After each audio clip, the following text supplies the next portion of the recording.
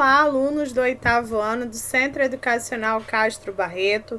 Aqui é a professora Karina de Geografia. Estou passando para gravar a videoaula dessa semana. Vamos lá? Então, nós iremos falar sobre demografia mundial.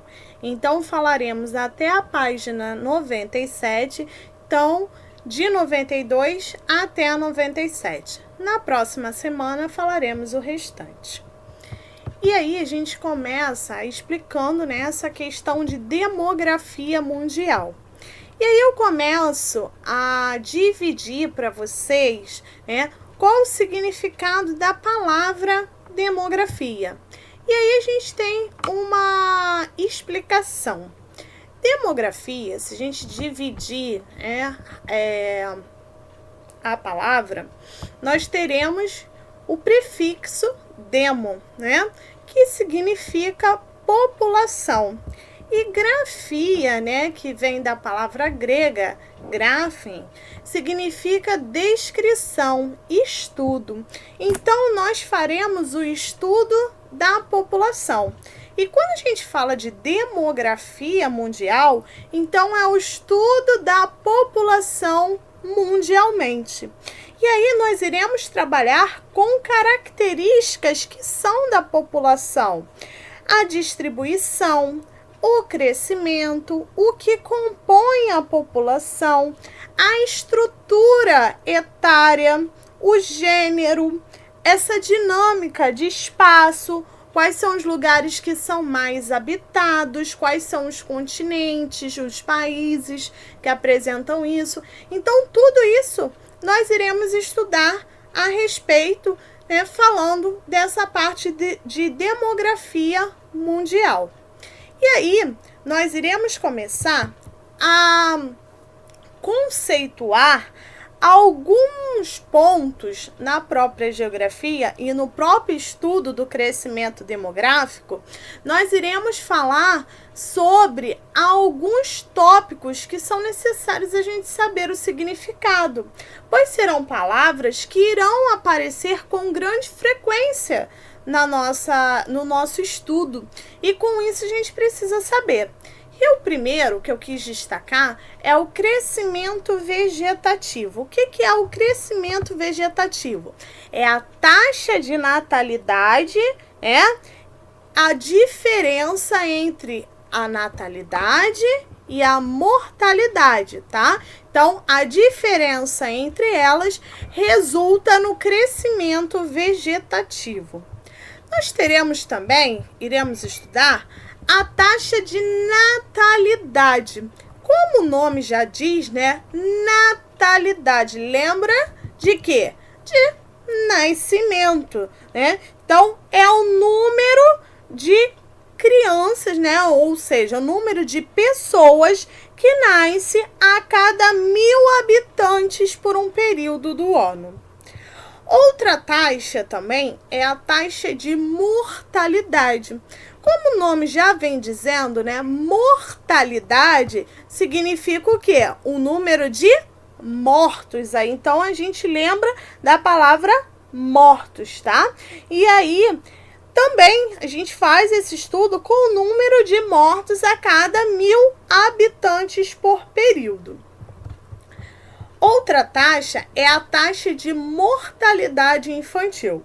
Se a gente já estudou que taxa de mortalidade é o número de mortos, então taxa de mortalidade infantil é o número de crianças que morreram antes de completar um ano de vida. E isso a gente consegue perceber bastante nos países onde tem um baixo desenvolvimento econômico, tá bom?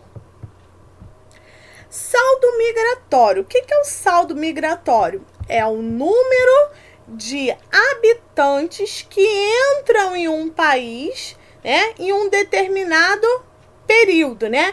Então, quem entra é o imigrante, é aquele que vai imigrar, é aquele que vai entrar para um país, né? Então, o imigrante é aquele que entra e o emigrante é aquele que sai, né? Então, A gente pega isso para dar o saldo migratório, a gente pega a taxa de imigrante, que é aquele que entra, e diminui por aquele que sai, que são os emigrantes, tá? E aí a gente tem o saldo migratório. Outra taxa também é o crescimento populacional. Essa taxa, ela tem o número de indivíduos, né, de uma população por meio do crescimento vegetativo e do saldo migratório. Então, para a gente chegar a esse crescimento da população, para a gente saber o quanto a população cresceu, a gente pega o número do crescimento vegetativo, né? Lembrando que o crescimento vegetativo é a diferença aí entre a taxa de natalidade e mortalidade, tá? A diferença entre elas. Tendo o resultado, a gente soma com o saldo migratório, que é a taxa de imigrante menos a taxa de emigrantes, tá? E aí a gente consegue ter um crescimento populacional. Outro conceito é esperança ou expectativa de vida, né? O que é isso? É o número médio, né, de anos que a pessoa acaba vivendo, né, em um determinado lugar. Existem países menos desenvolvidos que apresentam uma baixa expectativa de vida, né? Então as pessoas acabam vivendo, vamos dizer assim, um exemplo, qual é a expectativa de um país? Vamos dizer, a expectativa do Brasil está entre 78, 80, né, por aí.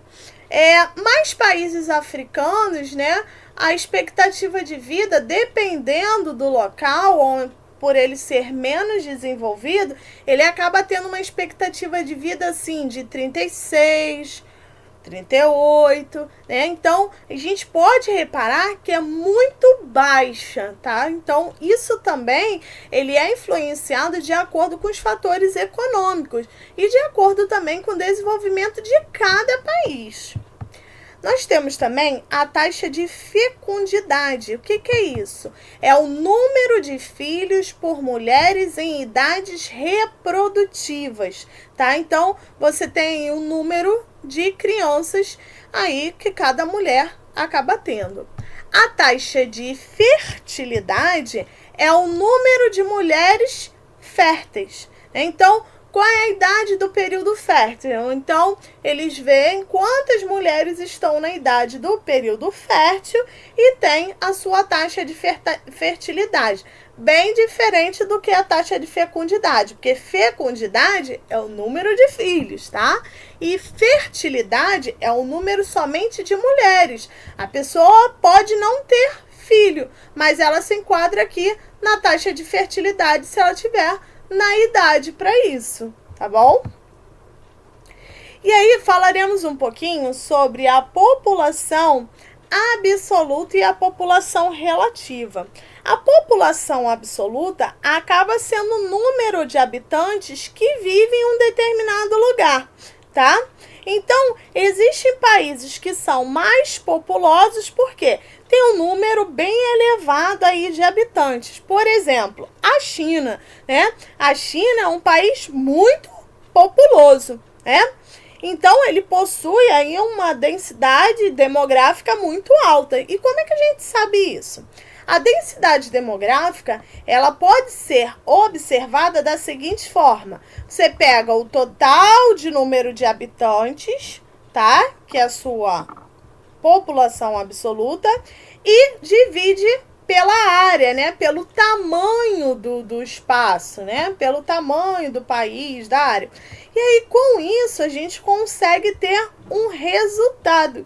E esse resultado acaba sendo o número de habitantes por metros quadrados, tá bom?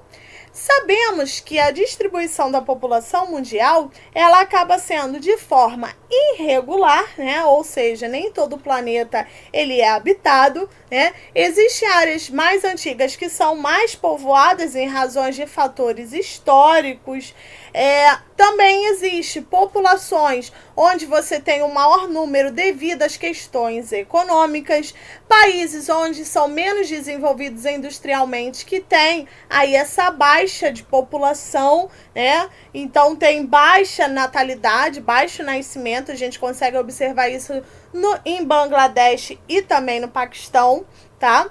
Então, além disso, existem países que são menos povoados, né? Existem locais que são menos povoados devido a fatores naturais que acabam dificultando a permanência do ser humano, como as regiões polares, as regiões desérticas, que acabam aí dificultando a vida das pessoas nesses locais, tá bom?